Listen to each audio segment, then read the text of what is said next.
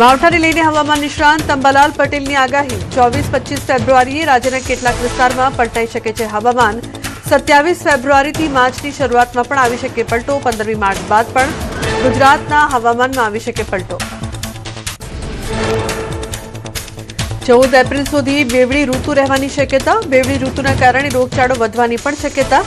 બદલાતા હવામાનના કારણે કૃષિ પાકોમાં થઈ શકે નુકસાન ખેડૂતોને પાક સંરક્ષણના પગલાં લેવા અપાઈ સલાહ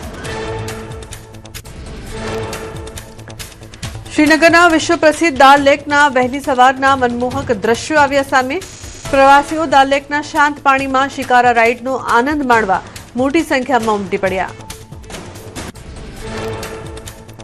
જમ્મુ કાશ્મીરના કુપવાડામાં ફ્રી સ્કી તાલીમનું કરાયું આયોજન ભારતીય સેના દ્વારા તાલીમ કાર્યક્રમનું કરાયું આયોજન સ્થાનિક યુવાનોને અપાઈ આઈસ સ્કીની તાલીમ સૈન્ય સ્થાનિક સમુદાય વચ્ચે સંબંધ મજબૂત બનવાના માર્ગ ખુલ્યા